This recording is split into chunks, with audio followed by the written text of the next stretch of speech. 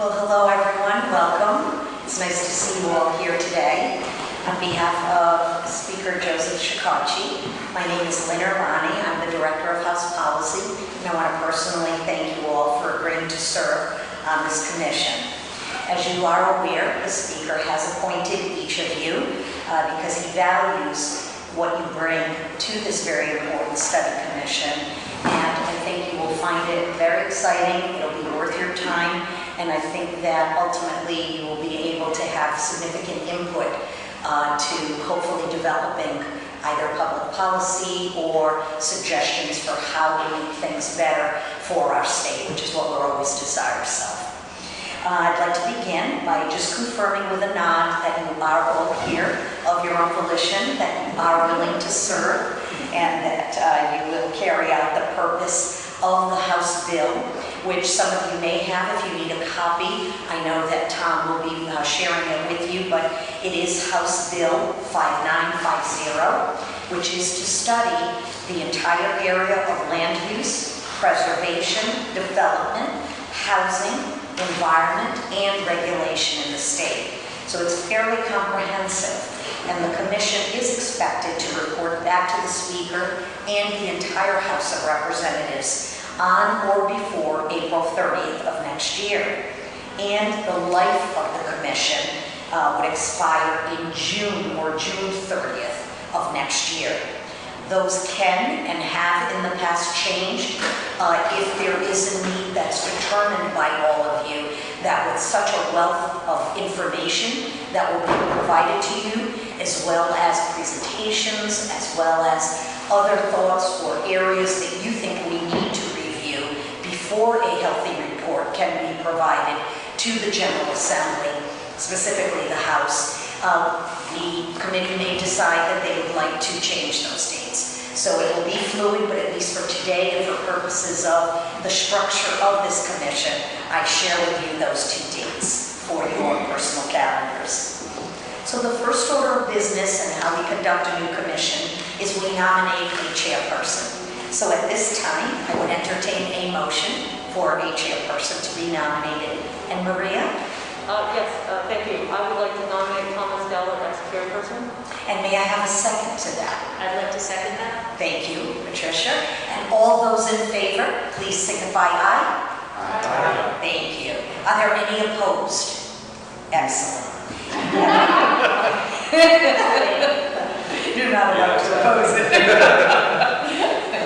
I will now turn it over to the newly elected chair, who will attend to the nomination that we have one more, which is for you to consider a vice chair, and then Tom will walk through the remaining agenda. Very pleased to meet all of you today. Thank you for being here and taking your professional time for such an important topic, and I really do look forward to the work that you will be providing to us here in the policy office, as well as to the Speaker and to the entire House of Representatives. Thank you. Thank you all for your support. I would like to nominate Maria Mack as vice chair. Is there a second? Second. All in favor? Aye. Any opposed? The ayes have it. Do we need to do a roll call officially? Absolutely, Chairman. Thank you. From the Department of Business Regulation, Julietta Georgiakis. Mr. Richard Bourne from Jamestown Zoning Board of Review. Here. Meredith Brady, Division of Statewide Planning. Here. Dylan Conley. Here. Mr. Thomas Stella. Here. Terrence Gray from Rhode Island Department of Environmental Management. Here. Topher Hamlet, Save the Bay. Here. Principal Planner from Horace Witten Group, Nate Kelly. Horace Witten Group. Maria Mack, South Kingstown Planning Board. Here. Mr. John Mark Antonio from the Rhode Island Builders. From the Rhode Island Realtors, Phil Tedesco. United Way of Rhode Island, Courtney Nicolato. Here. Director of Planning and Economic Development, Patricia Reynolds. Here. That's Newport, Rhode Island. Lawrence J.F. Taft for the Audubon Society. Here. Edinaldo Tabaldi from Bryan University. Mr. Henry Wright III from the Rhode Island Farm Bureau. Here. And finally, Margarita Guedes from the Green and Healthy Homes Initiative. We do have a quorum, Mr. Chairman. Thank you. So it is, I understand, it's tradition that either the bill or the resolution creating committee or commission is read into the record. So I'm going to bear with me as I read this 2 pages of the record, and then we can continue on to other business. Whereas Rhode Island is the smallest state in terms of its geographic surface land area, which makes this surface land area an important and critical resource. And whereas it is important for Rhode Island to address issues of land use, preservation, development, and regulation in a way that properly manages the use of this important resource to ensure and promote land use which allows for both growth and sustainability. And whereas Rhode Island, like most of the nation, is facing a shortage of affordable housing, and land use regulations, particularly zoning ordinances, have a major impact on the availability of affordable housing. And whereas the implications of global warming and climate change on land use planning are becoming more consequential to our state each year.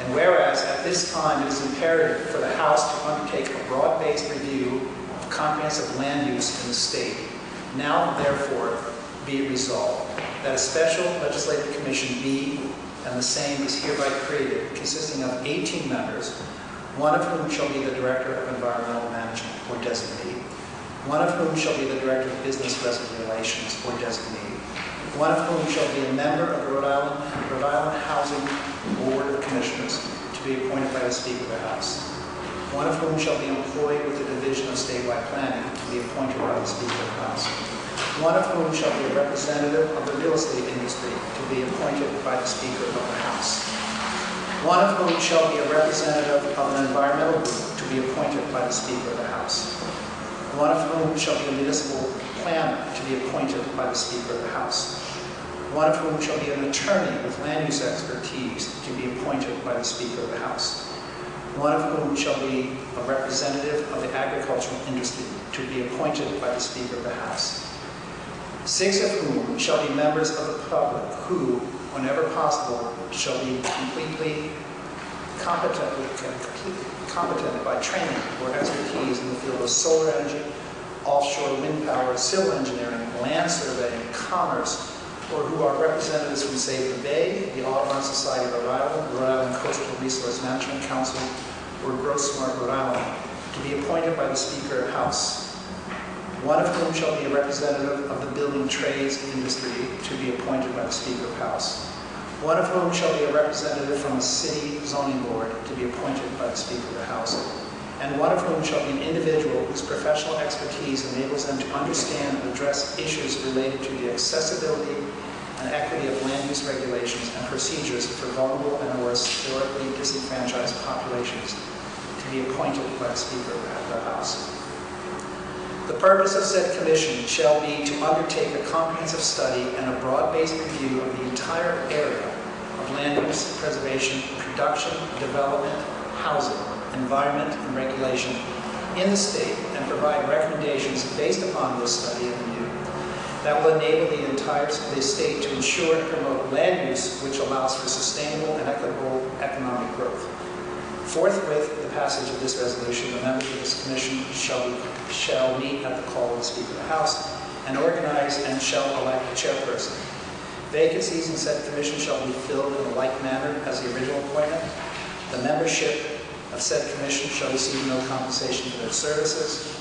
All departments and agencies of the state shall furnish such advice, information, documentary, and otherwise to said commission and its agents as is deemed necessary or desirable by the commission to facilitate the purpose of this resolution.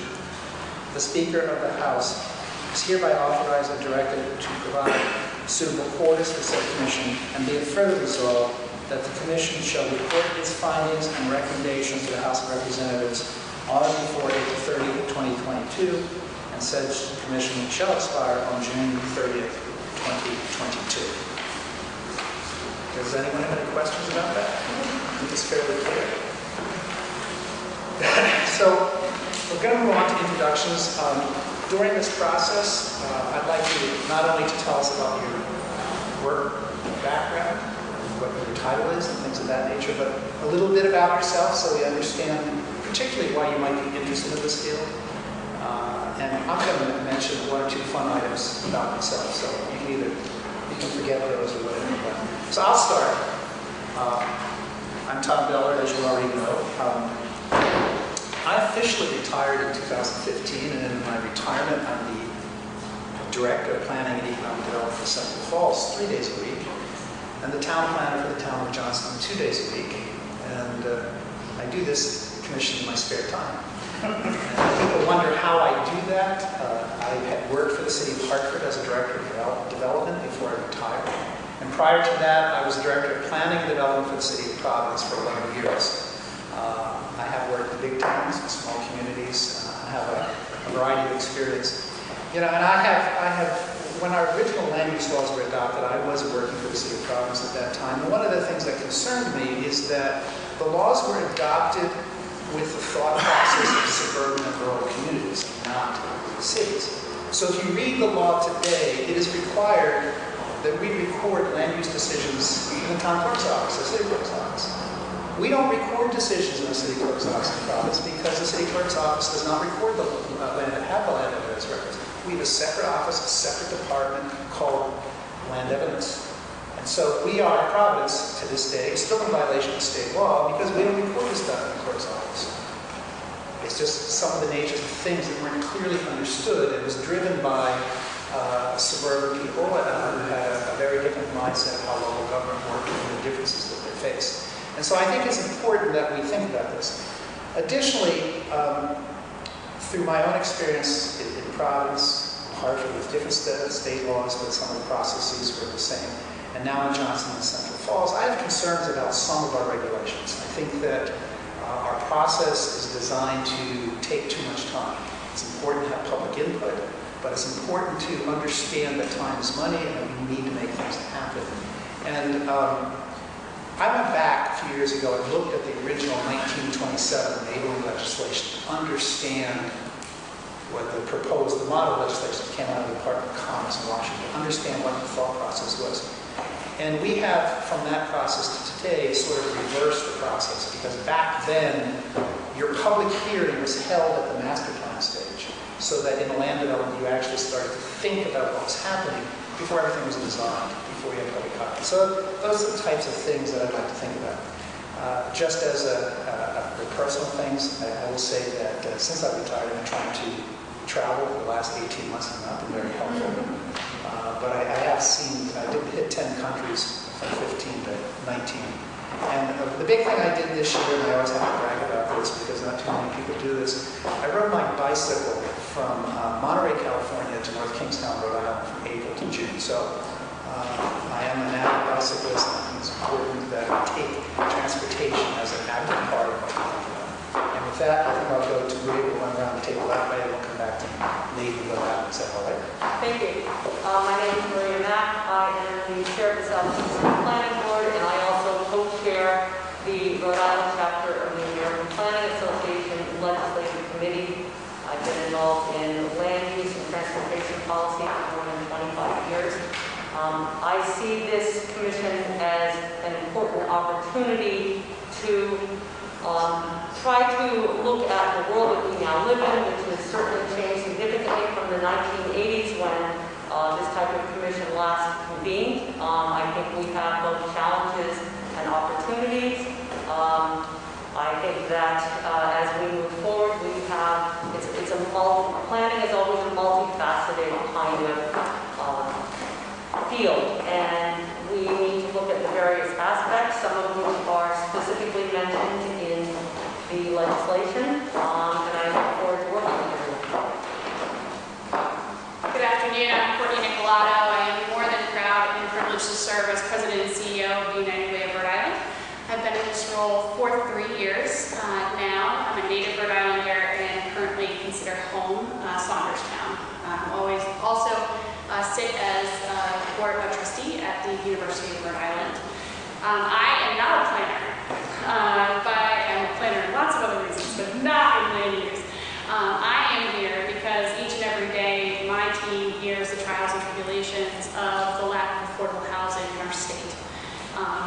housing does not mean folks that are on the brink of homelessness, even though that is incredibly important. These are our workforce, our seniors, folks that are looking for their first homes. And so I am here to speak on that behalf based on what we're here. I can't speak on everyone's behalf, but I can for sure share insights of what we learn and what we see as regarding the incredible deficit of affordable housing that we have here in the state of Rhode Island. I am too a cyclist. That brings me joy. And then my sons Jacob and Ian are definitely my greatest joy. My name is Patricia Reynolds, but I prefer Trish. I am the planning director for the city of Newport, and before that I served for 20 years in the planning department in Warwick, which was a traditional suburban style city, probably a typical case. And I am trained as an architect, but I work mostly in planning for my career. So I am very interested in zoning and also physical form of how cities look and develop. Newport is a really interesting place to work. We are predominantly zoned residential R10, and that reflects nothing that's in the city. So everything that we do is non-conforming. So I'm interested in looking at zoning that would be more appropriate, that would let us function and shape places the way that we want to. We also have, like every other community in Rhode Island Commission, issues with affordable housing, sea level rise, commercial development. So all of those things are very much of interest to me, and I'm really excited to see where this takes us. I'm Lawrence Taft. I prefer to call Larry. It's great, but that's fine. I'm a lifelong Rhode Islander, Cranston.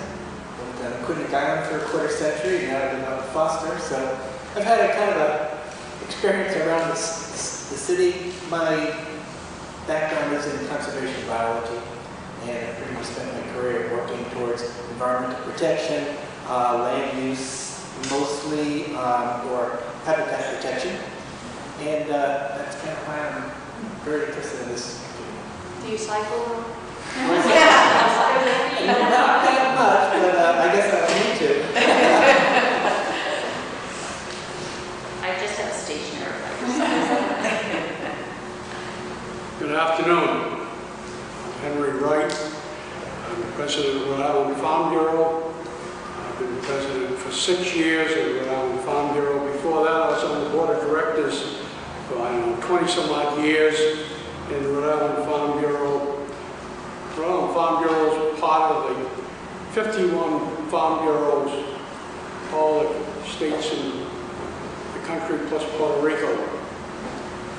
I've served on lots of committees for American Farm Bureau over the years. I've passed State Department Commander of Disabled American Veterans, State of Rhode Island. Past chair of the Forest Fire Advisory Committee. Past president of Rhode Island State Fire League. Several other things involved with FFA, trustee of the Big E, and also involved on the 4-H Foundation. I come from a family that's been here since just about day one, or we were actually here before Roger Williams showed up. I grew up in the same house as Sergeant Albert Strait, who was in charge of the Gettysburg Cannon downstairs. My godfather was senior vice president of Brown & Shops, and the family had a gold and silver refinery where the Western is today, and exported products all over the world, brought products in. So I have a background in agriculture and industry in the state. It goes back extensively and involved with the different things that were made money in the 1800s. The number one cash crop in Rhode Island was ice. Some things are not always what they seem. And I'm so delighted to be on this committee. Thank you.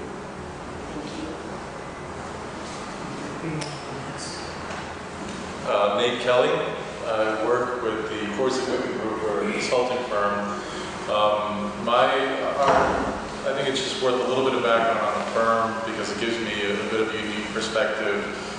We are one of those firms that does wetland services, civil engineering, but also regulatory reform and community planning. So when it comes to the idea of land use and land use regulation, we are working with private developers to get applications together and passed and things built.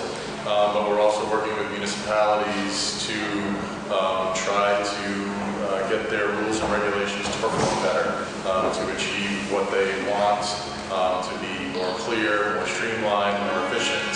You know, all of those things that I think we're expecting to talk about as we go forward.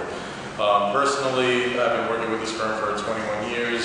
I'm their principal planner in our Providence office. But we work across the country, so I've had the privilege to work on land use issues in Guam and Saipan, and Hawaii, and the U.S. Virgin Islands, but every state in New England as well. So I get a chance to see how different jurisdictions try to answer a lot of the same questions that we're going to try to work on today. And I'm hoping I can bring some of that expertise to bear on this. Some of my other capacities, with Maria and Mary, I've been a member of the Rhode Island APA chapter for probably around 20 years now. I did serve as their president for one term, and I'm also a trainer with Grow Smart Rhode Island and serve in an advisory capacity to the Providence Resilience Partnership. I was stationary like Nordic track. And I do use it, I don't hang clothes on it. Hi, Topher Hamlet with Save the Bay. I do want to thank the Speaker for convening this commission and having this discussion. This is, as Maria pointed out, some of the laws that govern activity on the land are dated, and a fresh look is a good idea. Save the Bay's interest in this, of course, everything that's done on the land affects Narragansett Bay and all the rivers that flow into it, the entire watershed, the forested area of the watershed. And I think there's urgency to this work in the era of climate change and how we approach development in a way that protects the natural resources that we all share and depend on. I think is a very important question to answer and goal to have. So we appreciate being here with everyone. I guess in the spirit of the conversation, I have an elliptical question. But this is very important work. All right, good afternoon, everybody. My name is Terry Gray. I'm acting director of the Rhode Island DEM. I've been acting director for about 3.5 months now, but I've spent my entire career with DEM. I've been there about 34.5 years, mostly or all of it, until recently, in the environmental regulatory programs. So, of course, when you talk about environmental regulation, you're talking about things that are very critical to both public health and quality of life in Rhode Island. So, our regulatory programs intersect with land development at multiple places. Right? We're talking about restoration of brownfields and contaminated sites. We're talking about stormwater management, septic system, and wastewater management, as well as, of course, wetlands protection and water quality protection, like Topher said. But the other part of DEM is equally important, and that focuses on the quality of life, and in a lot of ways reacts to the pressures from land development. So we're talking about land preservation, open space, recreation, and natural resource-based industries like farms and forestry operations. All of these are under immense pressure from all kinds of land development right now, and have been for a long time. So I'm looking forward to a very healthy discussion. Some of the things that I'm concerned about with regulations are the fact that we're consistent, we're transparent, we're fair, and that we can respond in a timely manner with either a yes or no answer. Both of those are equally possible in some of our roles. But to get back to people in a predictable way is super important.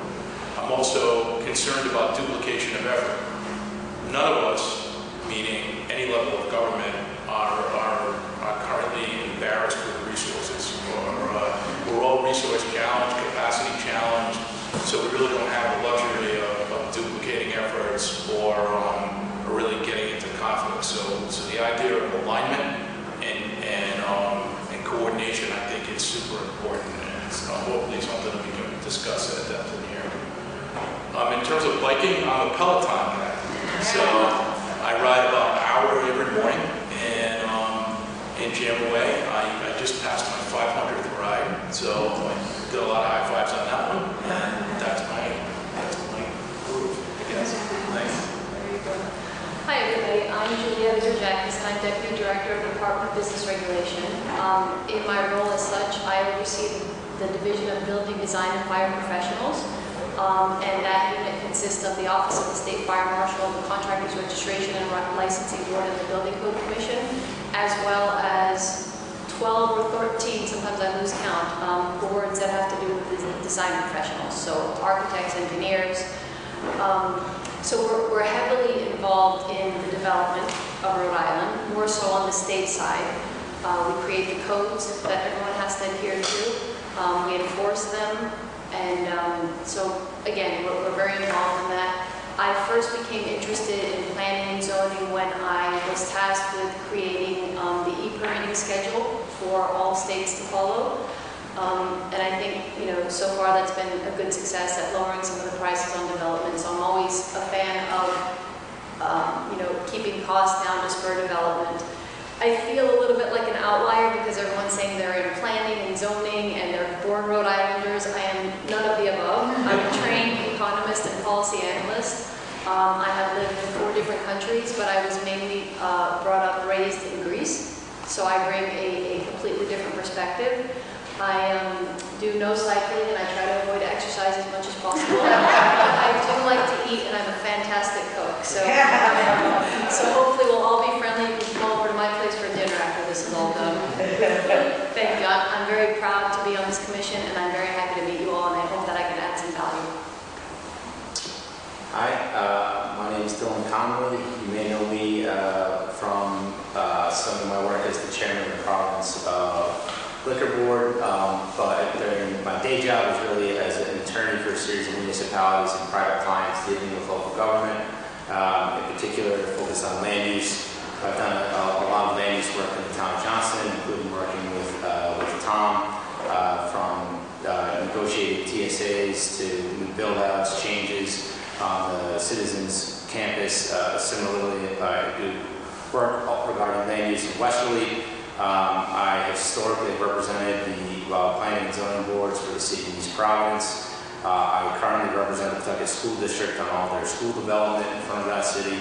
I do the tax sales, auctions, and associated title and taking work for the city of Central Falls. I drafted the new regulatory processes and incentives for the 195 district. And I represent a series of private clients, commercial, residential, etc., getting permits from Johnston, not from Johnston, from Providence, and mainly, but really all over the state. My wife and I live in the west end of Providence. We manage a couple of rental properties together over there. We have a toddler and a puppy, and I will sleep when I'm dead. And I used to do the United Way Policy Board on it for a while. Thanks, everyone. I'm Meredith Brady. I'm the Associate Director of the Division of Statewide Planning under Department of Administration. I've been in that role just over 3 years now. Before that, I spent 7 years with the Department of Transportation, and before that, I had 11 years with the Senate Fiscal and Policy Office here in this building, just the other side. And in between, I took some time to work for the town of Bourne on Cape Cod as their town planner, and also worked in commercial real estate. So I've had a little bit of experience in a variety of areas. My master's is from UI in community planning, and I've been involved, as Nate said, and as Maria has said, I've been involved with the board of what was Rhode Island APA and is now American Planning Association Rhode Island Chapter, because National just had to go make us change the way our name is on paper. And I've been the secretary at one point in time, but have tried to remain involved.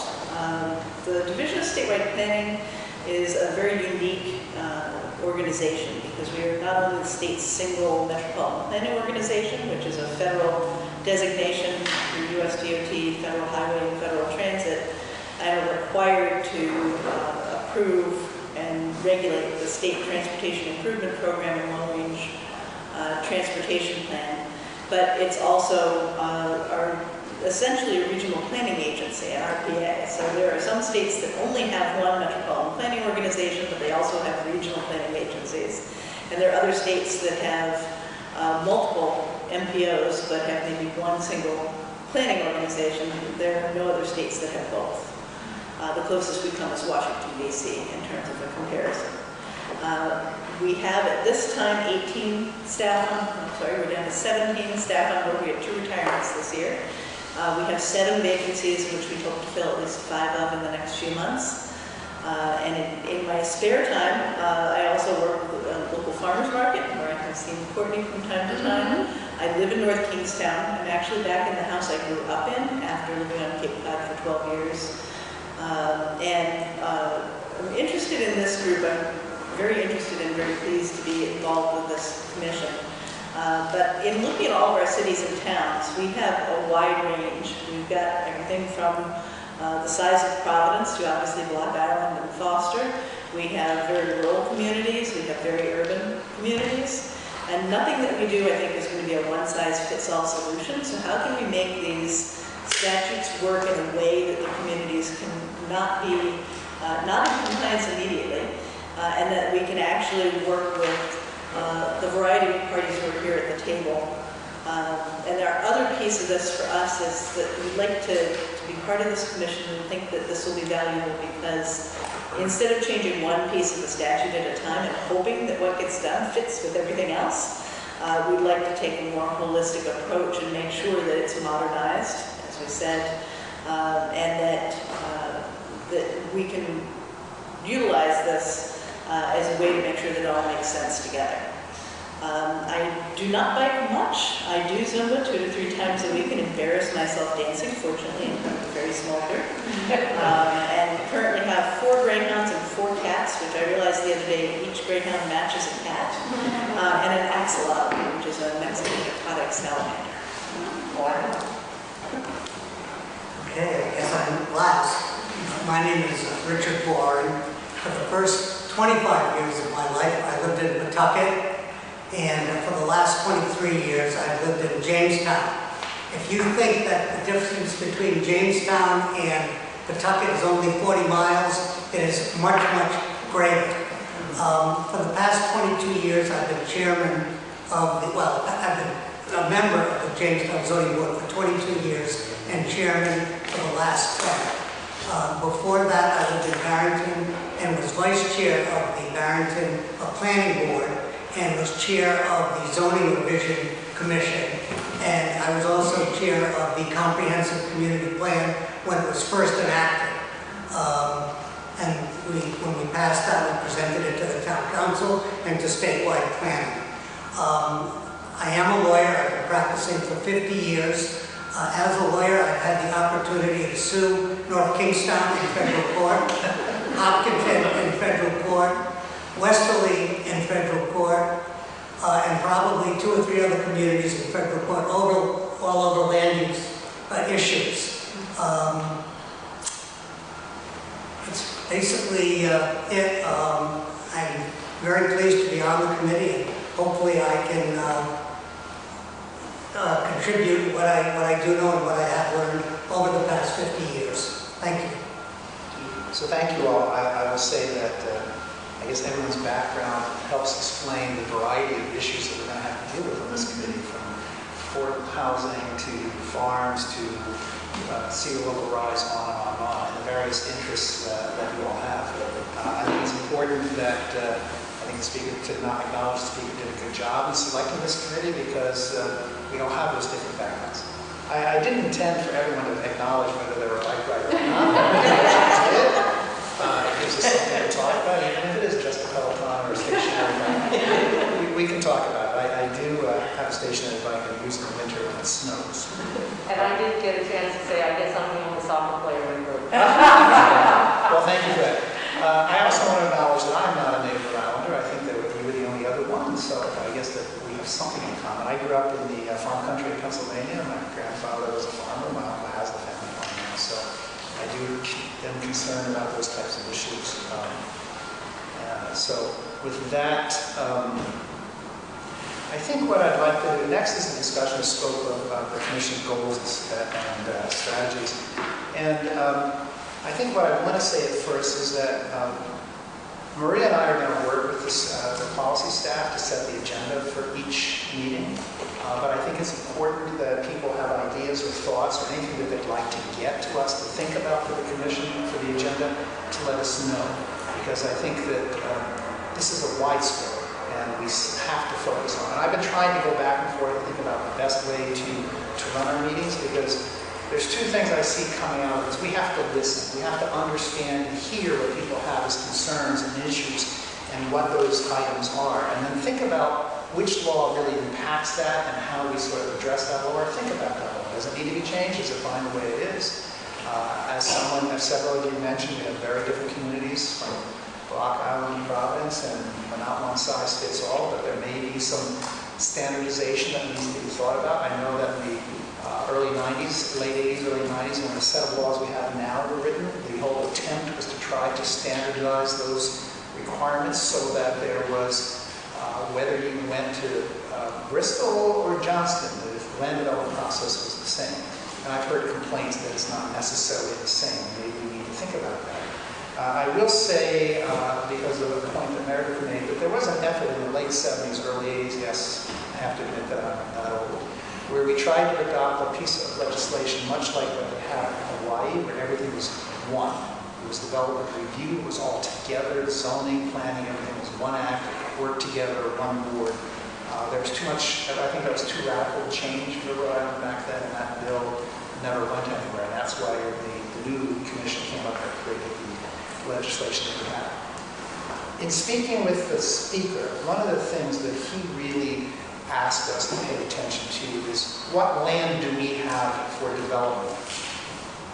What are the powers that we have now, and how do they affect that development opportunity? And I don't know, Meredith, if your team could maybe at our next meeting sort of talk about the state guide plan, the framework of the state guide plan, the land that you see is available, or the thought process that your organization has for developable land, if that's something that you think you could put together in a couple of weeks to present to us. Because I think that that would be a good starting point for us. So we can talk about what we know currently. We are in the process of developing an update to Land Use 2025, Land Use 2050. I'm working with USGS and DEM, and we have some funds and assistance on board from the Coastal Resource Management Council. That's the digital or the photo images. We haven't, so that'll tell us how things have changed since the last time we updated our mapping that went into Land Use 2025. We can give a presentation now what's in Land Use 2025, but an updated version of all the imagery and an initial presentation on that isn't immediately available. So just to give you a sense of more updated information as to what has developed, say, over the last time we did this really was 2006. So it's been 15 years since the last update. A lot more has developed in that period of time. Well, I do think that that kind of base beginning would be good for us to understand, so that you could give us that, we could schedule that really as our next meeting and move forward from there. But as I said, this is a very diverse series of laws that we're being asked to look at, and what I'd like to do is sort of just throw out some discussion points about how we might move forward. One of the things that I thought about, and I don't know if people agree with this or not, is that maybe we focus on a session on land development, and then a session on zoning, and then a session on preservation, and then in that sort of framework. And I'm saying a session, it doesn't have to be just one session, because there may be people we need to hear from. I mean, obviously, the Planning Association, the Building Association, the League of Cities and Towns, those are all organizations that have interests and concerns. There are others. And so I'm here to listen. We're trying to understand what it is, and then we will probably, Maria and I will work with the staff and try to do a projection out of an agenda for, this meeting will do this, that meeting will do that, get it out to people to sort of react to. see that we're hitting the right point. So, anyone? So I do like the idea of focusing the meetings on particular topics in terms of drafting regulations. And if we do provide something that's valuable, we'll end up in legislation.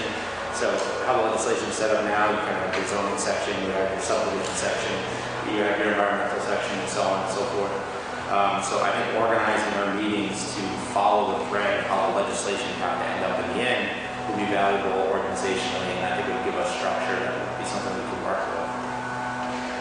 Anyone else? I was thinking that there might, early in our work, we might have sort of like a 10th grade level, like how does this all work right now? You know, like, you know, how many of us here know what Land Use 2025 is and what the significance of that plan is?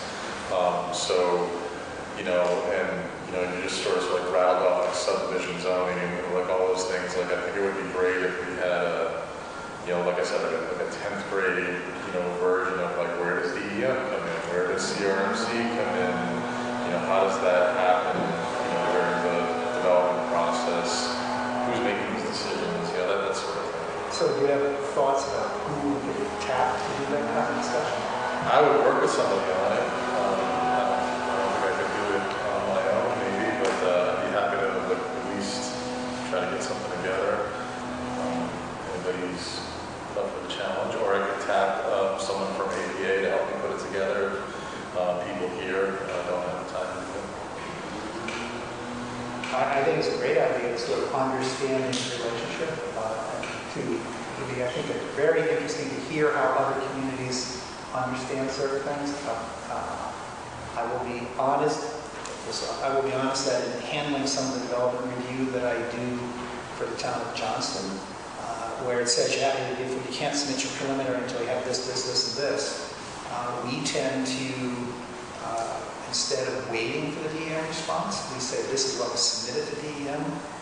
If the development is approved by the board, the DEM substantially changes what was approved, then we go back to another hearing. But we don't wait for everything to be approved because we know the development process takes time. And from my point of view, that could be potentially a long time before you can get moving the process forward. So it would be interesting to have various communities, from a small community to a middle-sized community to a larger community, talk about the process and how they use it, whether it's a zoning issue or land use. And we have the new piece of legislation, it's not new anymore, the Unified Development Review process that the Speaker got passed a few years ago. That would be worth talking about how communities handle that. So that is a very good point, and I think we do really need to understand what it is and how the various pieces come in, because land development, how do communities handle site plan or land development review in light of historic preservation or DEM regulations, what have you. So maybe we look at our second meeting is really trying to have that kind of discussion so that we're all on the same page and have a basic grounding on what we're talking about as far as the regulations.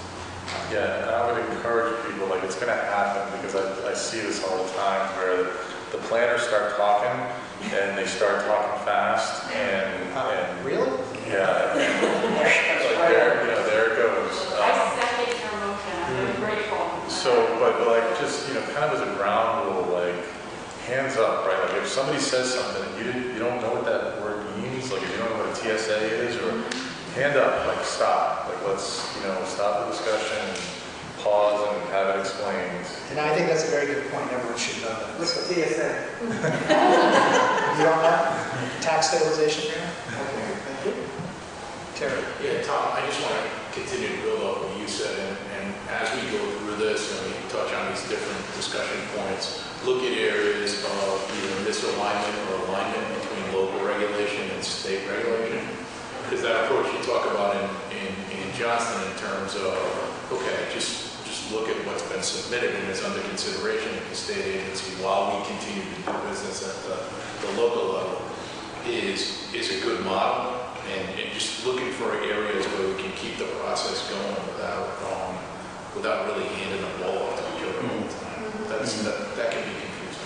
So I think, Nate's proposal makes a lot of sense that maybe we could get someone from a one of the towns to actually talk about how they handle the process, so we can go back and forth and have that sort of discussion. Whether it is a zoning, how does someone determine whether, I walk into town X and say, I want to build this, and they say, well, that's not permitted by zoning, how that handles and what the process is. And also land development and subdivision, would it be worth doing all of that for everybody? I know one of the issues we're looking at, and one of the goals of the speaker is to do something to increase affordability. And, there's a variety of ways to address affordability. I have spoken to Representative Speaker, who's heading the low and moderate income task force commission, or whatever it's called. I'm getting that wrong. But she and I have talked about the fact that one of the things that they keep hearing is zoning is a problem.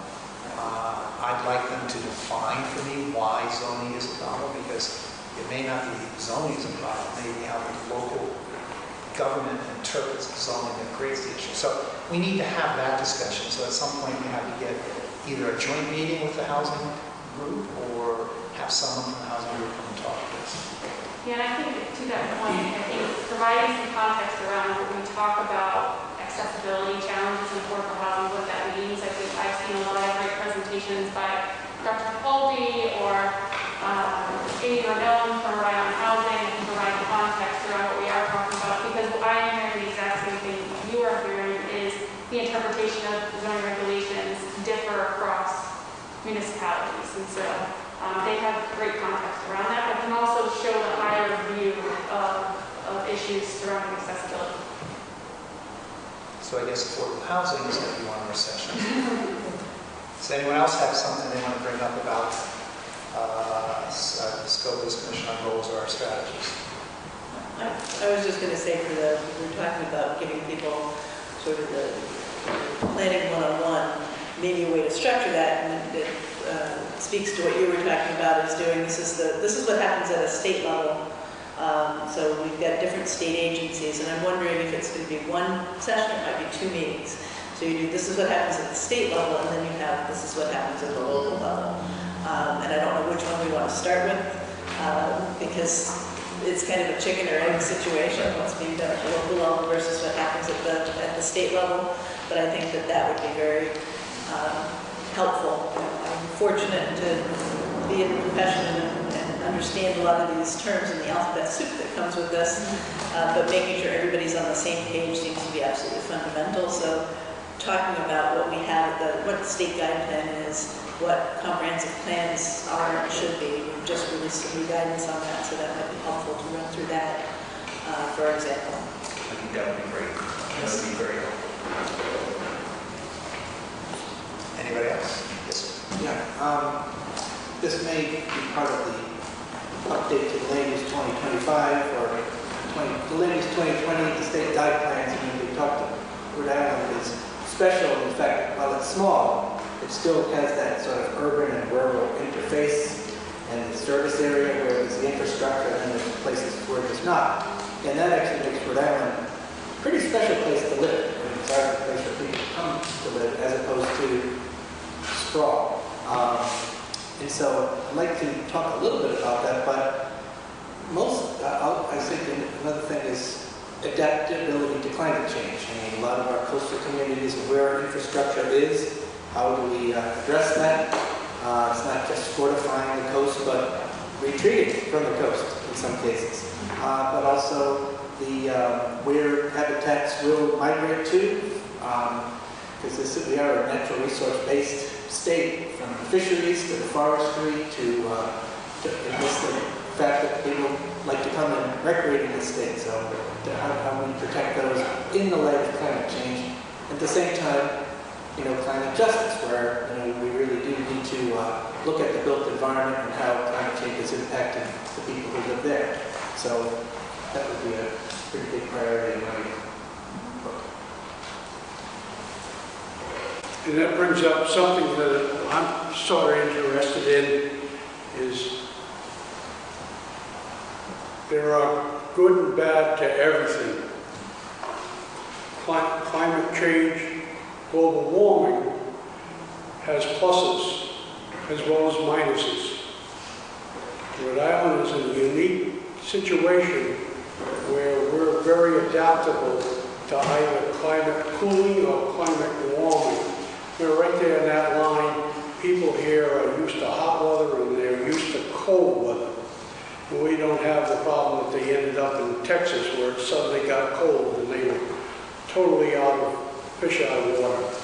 But there are areas where we could take advantage of this global warming. And some global warming, no matter the best laid plans of mice and men, is probably still going to continue to get warmer. And I'm really concerned that we're in places not taking advantage of what's going to happen with global warming. And how do we plan to take advantage of that? And it's definitely, that's an area that we should look at. The other side of the coin is this global warming may not last forever. It's you know, it's bigger than what we are. So always keep that in the back of your mind and you can switch quickly the other way. But I think that's a big area that we should look at. And I think Rhode Island, where we're located, really has an opportunity to maybe take real advantage of some of these things. So I think when we talk about all the different layers of this regulation, a lot of them, they're not quite silos, but it's varied Venn diagrams, right? And the only way that you can truly understand how these things intertwine is through project-based review, right? But no one has to go get relief from anyone, no one has to get approval from anyone unless they're trying to build something or change something. So a focus on how these regulations work from the perspective of trying to build something within the state of Rhode Island, I think is the way in which we understand how all of these layers interact. So I think from that focus, one of the things I'm really excited there's an economist on board, because I do think there's a lot of situations where the regulations have unintended consequences. I'm a big fan of Richard Thaler and Cass Sunstein's work, Nudge, and that we can create these regulatory burdens that don't have value, and then we can create these regulatory scenarios that actually get in the way of our desired outcomes. One of my favorite examples of this, turn on any province zoning board or CPC hearing on any given night, you'll see 7 projects, 4 of which will end up in a reduction in residential units. I've had clients trying to develop and sell property, or sell property that's been that way since the 1970s. And step 1 was evicting a series of families that were there in units that met the building code, but they didn't meet the zoning code, and we couldn't get the relief we wanted. So we're in a scenario where we're screaming about affordable housing, and then we're kicking people out because of zoning regulations. I can guarantee you no one intended that to be what happened as a result of zoning regulations, but it is what is happening. So I think focusing on the project itself and what the barriers are to building, what the value of those barriers are to the public interest, and focusing our discussion in that manner is going to get us to a place where we're actually getting the outcomes we want, as opposed to reorganizing the chair from the Titanic. We just actually need to have a project-focused perspective, otherwise it's going to be a different regulatory scheme without substantially better outcomes. So given the two, your comment, one minute please. Your comment and Nate's comment, I'm wondering if when we have the discussion of local and state process, if it's worthwhile picking a project or two that we actually talk through that project, how it went from A submitted, what happens, how it happens, because I think that's more, that helps better understand instead of talking about the regulations. We take project X, they submitted it, they went through conceptual review, this is what happened, went through this is how it happened, so that we then understand how it relates to what the regulations are, and go through it. The other comment I wanted to make is that this sort of builds on what you were just saying, Dylan. I'm a planner. I truly believe that planning is one of the most important tools that we have, but we don't use it to its full ability. We need to have plans that are really, comprehensive plans that are really vision-driven and specific from my point of view, that basically say this is what we want, and these are the regulations we're going to have to make that happen. And then if someone comes in to build that plan, it should be very simple. If someone wants to do something different, then there should be a more rigorous review process. And that's a simple statement about where we are right now, but I think it's something we should think about. Yes? There are 2 points I wanted to raise, and they're 2 totally separate issues. One is the State Enabling Act for zoning and State Enabling Act for planning. In 1989 to 1991, the House Corporations Committee, House of Representatives, Bob Wade presiding, passed very extensive enabling acts for both planning and zoning. And every city or town can do what they please, but they have to fall within those enabling acts. And those enabling acts are now 31, 32 years old. And things have very much changed. And I think both the Planning Enabling Act and the Zoning Enabling Act needs to change. The second issue I think is much more problematic, and that pertains mostly to places like Jamestown, North Kingstown, South Kingston, Narragansett, Hopkinton, etc. And that is, anytime somebody wants to build affordable housing, everybody screams land preservation. We must preserve the land, and we really want affordable housing, but can't you do it in the town next door? That is, just in Jamestown, that is a serious issue right now before planning, zoning, and Superior Court. Good points.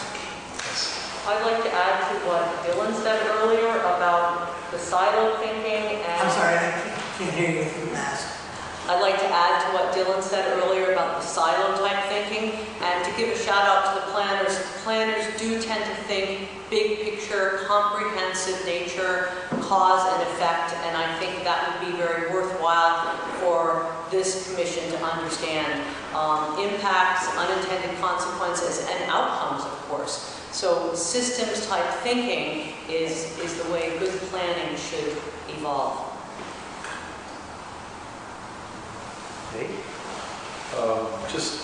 I know we're just kind of like all over the map here, but I'm reacting to a couple of comments, and a couple of folks have brought up the idea of sort of bad actors, right? Like maybe the rules in a particular town actually aren't half bad, but the way they're administered is an issue, or maybe the public outcry is making it impossible to actually implement a policy that's on the books.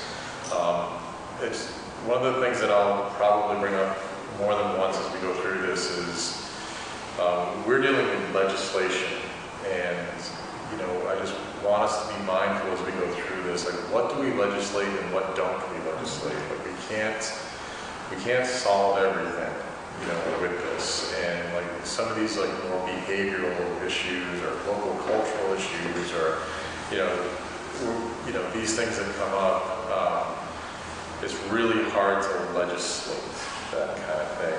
And as someone who, is familiar with the legislation in a number of states, I do have Rhode Island legislates more than any other state where I work. Like they tackle more at the state level in terms of land use than any other state that I've worked with. I mean, Massachusetts is actually creeping up, but that's always been sort of the thing is that maybe it's because we're so small. I don't know, maybe that's it, but I just want us to be mindful as we go through this that, I'll keep bringing it up, I'm sure that folks will bring it up, that there's things that we can take care of with this legislation, and then things that may need to be taken care of at the local level or behavioral stuff that we just can't solve. Can I add something to that? To Dylan's point before, regarding project-based learning, I'm a huge proponent of that. When I was working for the Commerce Corporation, we did the exercise of opening a restaurant in Rhode Island. And Commerce is very business focused, so we said, how long does it take to open a restaurant in Rhode Island? And sad fact, about 1,000 open every year and 1,000 close in Rhode Island. So people jump into the process without realizing how difficult it is, not even to sustain it, but to even open it. So what we did is we took a case study of the Matunic Oyster Bar, and we said, it's kind of a difficult one because it's there on the water, it's got the outs, water in, water out, it's got the ponds, it's got a lot of different, it's got shellfish in it, so it was just particularly difficult. We spent months mapping out the process, right? From the second Perry Rasso said, I want to open a restaurant. What did it take for him to actually get to the end? And by mapping that out along the way, we were able to find inefficiencies. Some of them were, for instance, as simple as, why is there a wet signature required when it's an online process? That's mental, right? So we were able to pinpoint these things, and the agencies that were willing to work with us on, hey, can you please change this in your regulation? Because oftentimes it was a regulation, not a state law. We had great success with streamlining that process. To another point, and I think this is something that might be valuable at the end, once we've solved all of the other problems that exist. The Speaker Shekarchi had Bill H6446 that he introduced that was signed into law this legislative session. And it requires that all municipalities go online with e-permitting, but also expanding the scope and the scale of that, right? So he would, in an ideal world, I think, like to see the development process online.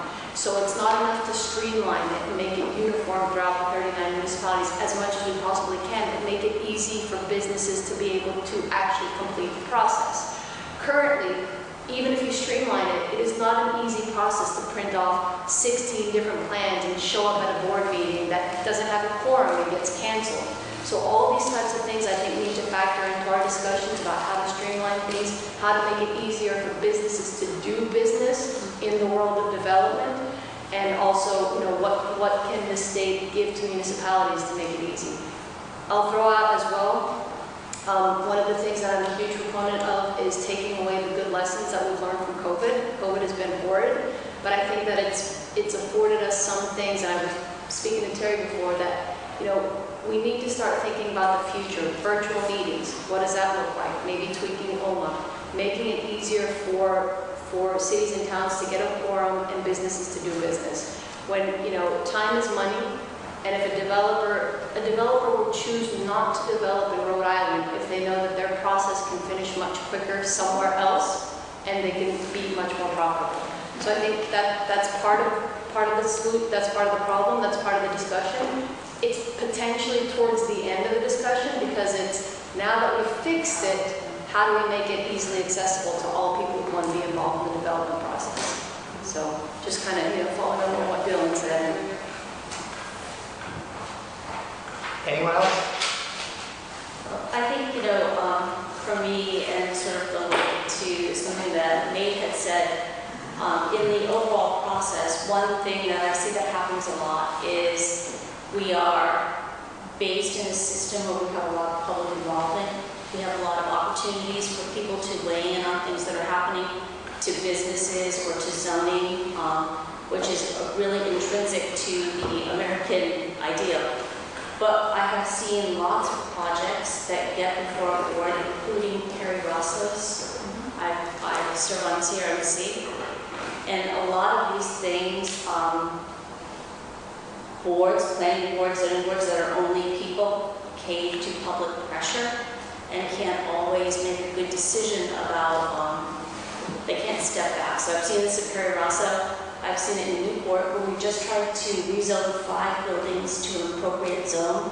They've been commercial for 50 years, always commercial. When we tried to change them from residential to limited business, to allow these businesses to actually re-rent and find tenants without having to go to the zoning board, we had over 100 people show up in a meeting objecting to this, and it failed.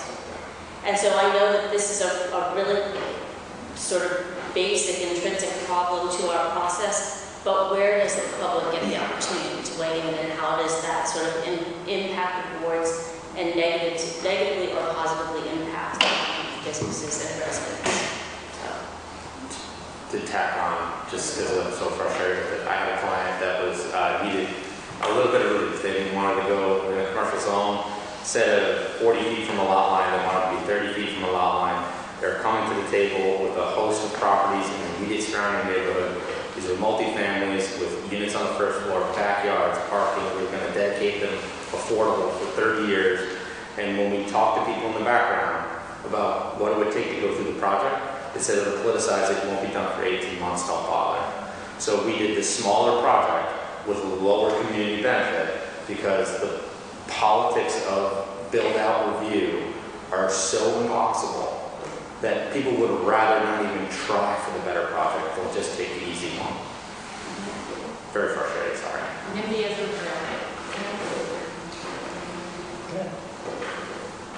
To just add to the conversation, the public process is definitely something that we should be discussing as a topic.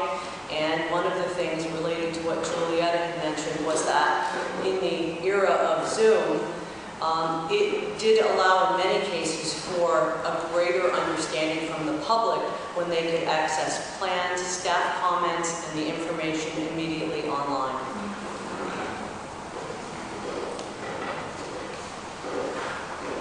Got a lot of topics. Any last comments before we move on? Sure.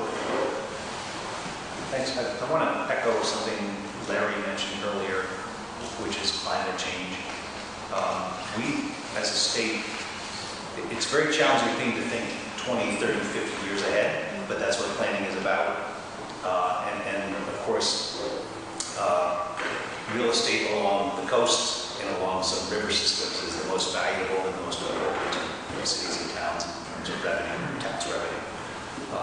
But we are going to be forced with some very tough decisions, and I just want all of us to keep that in mind as we move ahead. I think attention to the value of natural resources, the importance to the state, to the well-being of the state, to businesses in the state that depend on a healthy natural resource base cannot be dismissed. Please let's not leave that behind. That should actually be central and core to our thinking. I think maybe Meredith used the word holistic before. I think that is a very important value and concept that we should hold dear in these proceedings. Thanks. So that, what I'd like to do is, Meredith, reaffirm that you and your organization will, on the next meeting, give us an overview of the guide plan and available land and things of that nature. Maybe we can talk a little more about what it is we'd like to achieve at the meeting after that, to talk about what is the review process and what are the steps and how is it handled. And maybe we have to look at different communities for that. With that, what I'd like to do is move next to a discussion of meeting dates and times. So everyone agreed to this Tuesday at 2 o'clock. I don't know if that is good for everyone, if we need to pick a different time. I know from speaking to staff, Tuesday is a preferred day. We can always play with the time a little. My only issue with Tuesdays is I typically have public meetings at nights on Tuesdays. So I need to make sure that the window of time is such that I can get back to where I have to go in time. So I wouldn't want to do anything much later than the start at 3 o'clock, if that's possible. Because that gives us maybe 2 hours and then an hour to rush back. It's like, okay, now what am I supposed to do tonight? But I want to have that discussion. The other discussion I want to have is how often.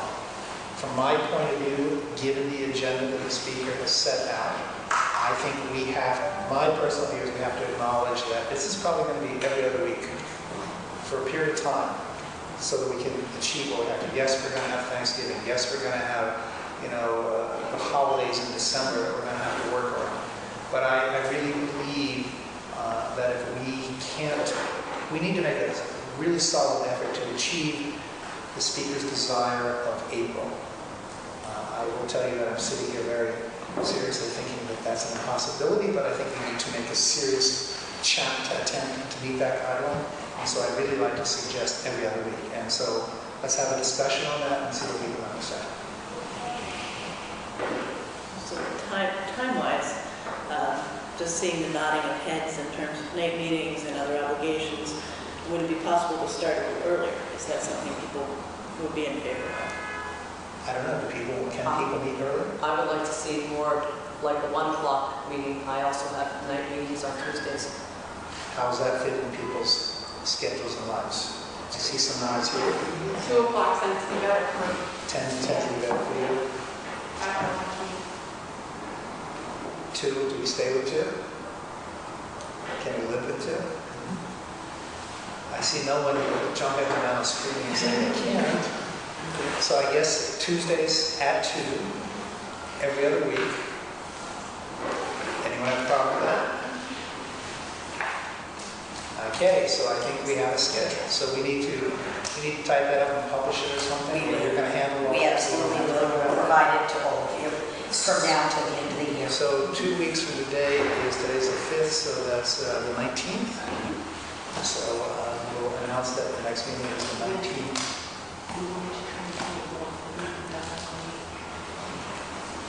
Let's see, somebody's gone, let's wait until... Do we have a goal meeting length, seeing that a lot of us are at the public hearings? Well, I would like to say that we'll aim, we're going to hard stop it after 2 hours. So I'd like to keep it to an hour and a half if possible. With a hard stop at 2. So if someone's in the middle of a sentence, we're done at 2. Just as so that's that. So before we adjourn, just a couple of things. These meetings are going to be broadcast today. Wasn't because of some technical issues, but this is recorded. I failed a couple of times to identify who was speaking when I call on you. So if I fail to introduce you, just say who you are for the people out in the audience who may be listening. The other thing I wanted to go, I think it's important that we all have the ability and freedom to feel comfortable to call each other and talk about these issues. We are bound by the open meetings law, so I think we can only have so many people at a time talk about an issue, and I don't know what that number is. You're exempt for scheduling. Well, for scheduling, but we're going to talk about a topic. I think is there some number that we can't get together that we need to keep aware of? I'll make sure that we validate this, but I believe it cannot be greater or up to a majority. So you can have a small work group discussion, but we'll get you the number. Yeah, we also have that issue of what they call the rolling quorum or walking quorum. Yes. We have to be aware of. So we need to be aware of that. But I wanted to tell everyone that my phone number is 401-282-0431. I'll repeat that, 401-282-0431. And my email, in case you want to email me something, is tdeller51@gmail.com. Tom, correct me if I'm wrong, but because of open meetings, this is This cannot be, all the open meeting rules do apply. Yes, so everyone in person, or is there availability of some joining remotely if needed? It's all in person, right? It's all in person. This is all in person. All in person. There's Thank you for asking. There's nothing under the law that allows us to participate in the meeting electronically since those executive orders have expired. So before I adjourn, does anyone have any points that I bring up or raise at this point? If not, 2 o'clock, this room? That's to be determined. Okay, so pay attention to your email that's going to come out telling you to get the agenda. Meredith, we can certainly talk if you have questions about the presentation, and Lynn and her team are here to help. I was just going to say, has everyone met our staff in the back? I didn't think about that. Why don't you just quickly stand up and introduce yourself for everybody? Good afternoon, everyone. CJ Donovan, Charles Donovan, but I go by CJ. I'll be happy to help out any way necessary to help facilitate the meetings.